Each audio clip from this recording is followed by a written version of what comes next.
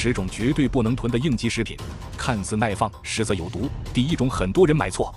你是否想过，你精心囤积的救命粮，可能正在悄悄变成致命的毒药？很多你深信不疑的应急食品，其实是隐藏的健康杀手。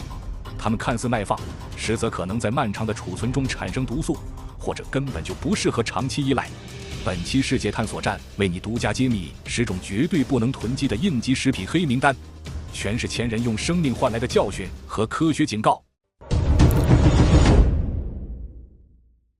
第10名，高钠罐头汤和方便面。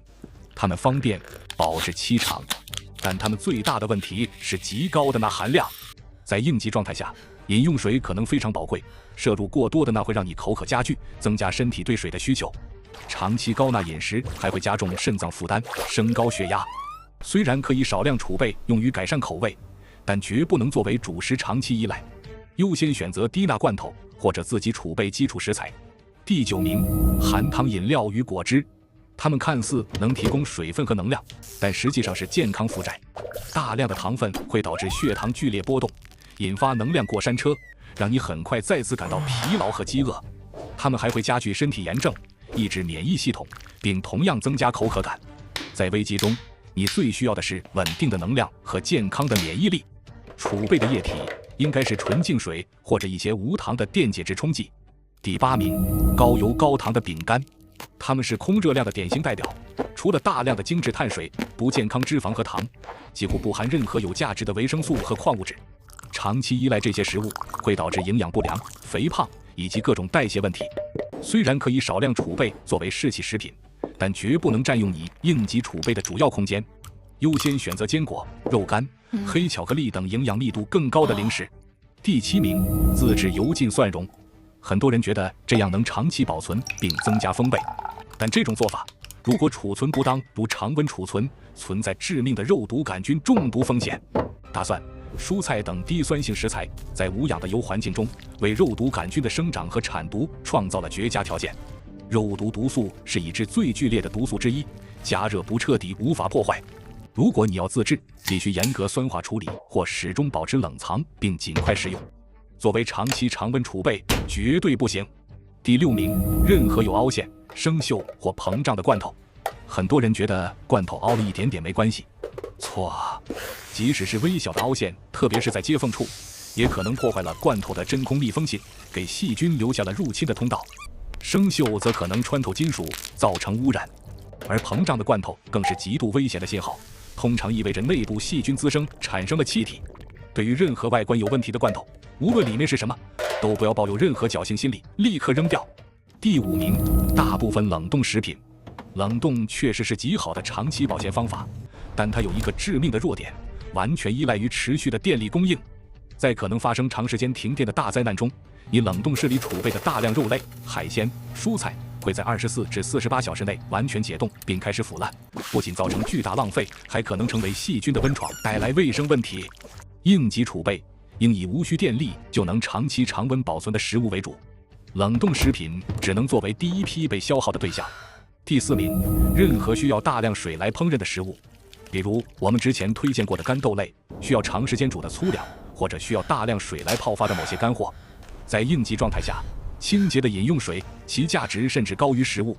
如果你储备的食物都需要消耗大量宝贵的水才能下咽，那你的储备计划就是不完整的。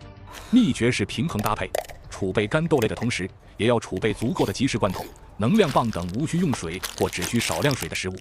第3名，高纤维但低热量的食物，比如芹菜、黄瓜、生菜等，它们在日常饮食中非常有益，但在需要靠食物维持体能和生命的应急状态下，它们的能量密度太低，无法有效补充你消耗的卡路里。吃一大堆可能还不够你走路消耗的能量。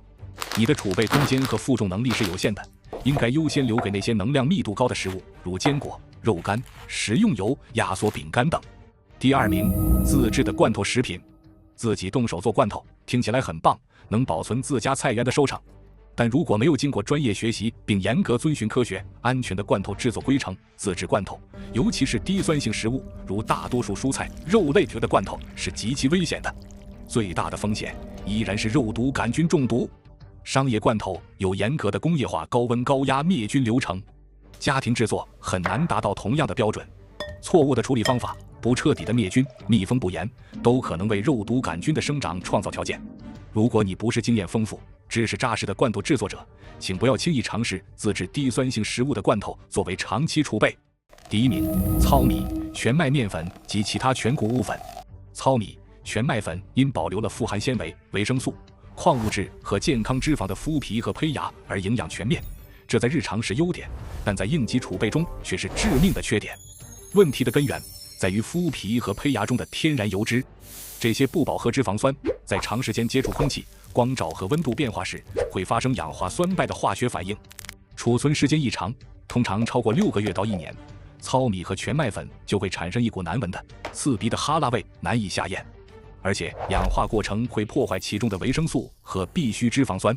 更令人担心的是，氧化的脂肪会产生自由基和其他有害的醛类、同类化合物，长期食用对健康不利，甚至可能有毒。而精白米、白面粉更耐存，是因为它们在加工中去除了含有油脂的麸皮和胚芽，主要剩下稳定的淀粉，从而极大地延长了保质期，可达数年。